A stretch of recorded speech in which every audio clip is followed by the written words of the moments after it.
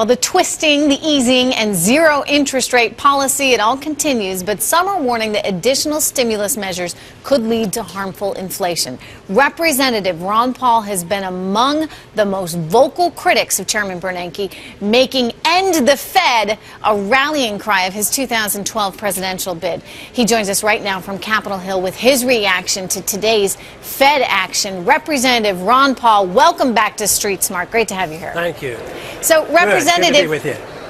Your reaction to the move out of the Fed today, $40 billion worth of mortgage-backed security bond buying each month for an undefinable period of time. Well, it shouldn't surprise anybody, but it's still astounding. To me, it's so astounding that it doesn't collapse the markets. I mean, he's saying, hey, we're in very big trouble. We're going to do something unprecedented, and we believe it won't hurt the dollar.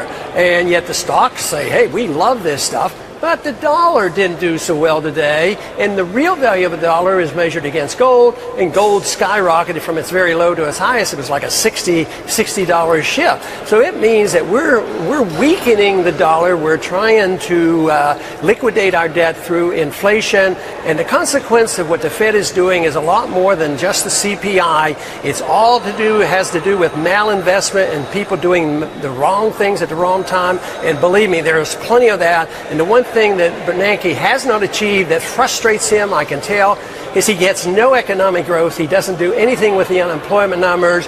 And from my viewpoint, I think the country should have panicked over the fact that what the Fed is saying, that we've lost control, and the only thing we have left is massively creating new money out of thin air, which hasn't worked before, and it's not going to work this time.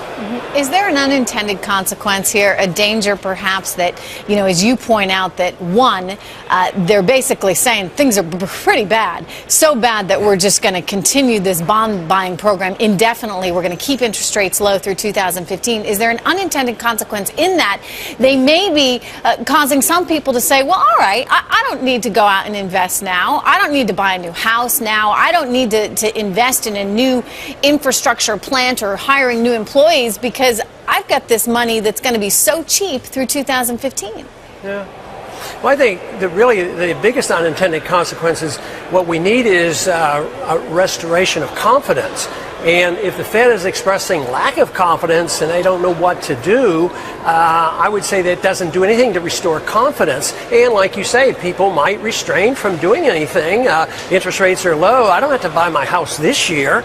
I'll wait till next year. It might be a little easier. The prices might come down. So people are restrained. It's sort of opposite of when you expect that housing prices are going up and you're afraid interest rates are going to go up. See, that's why the market rate of interest is so crucial. The rate of interest should give the businessman, the investors, the entrepreneurs, and the savers information. But there's no market to interest rates, and that's why there's such gross distortion and why we don't have a market economy. We have a rigged economy through central economic planning by central banking, and the whole system is failing and was doomed to fail, and we have to wake up to that fact. Representative Paul, I know you're very worried about inflation. Does the Fed need real discipline here, and how would you go about getting it? Well, short of getting rid of the Fed, which isn't going to come, and I wouldn't do that overnight anyway, I would say that Congress has the authority to say don't buy debt.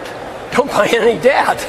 It's the fact that the Congress, they can yell and scream and pander to the people, say, oh, these deficits are terrible and terrible, but nobody wants to cut overseas spending and nobody wants to cut food stamps for the poor.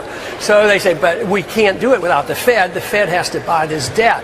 So that's a moral hazard for the politician. So if the Fed couldn't buy the debt and interest rates would rise, all of a sudden the burden would be on the Congress to get their house in order and to restore confidence. But even that, that would panic a lot of people, because that meant, you mean live within your means? No, we don't like that. We like this idea that we can give people anything they want for free so we can get reaelected. Well, but all this is coming to an end. Representative Paul, I read your press release you put out earlier today, and you very wryly stated that clearly the Chairman Bernanke hasn't realized that it was excessive liquidity which created the problem in the first place. But if I read between the lines, does that suggest that he should be doing the opposite, pulling back liquidity, raising rates right now? Well, the liquidity should be determined by the market. I don't think he should raise rates. He should just get out of rigging rates. I think the market should determine it. It should determine on savings. You know, the system is so biased. It helps the bankers who get free money and then they buy government debt. But what about the people who are frightened? They don't like the stock market and they're frugal and want to take care of themselves.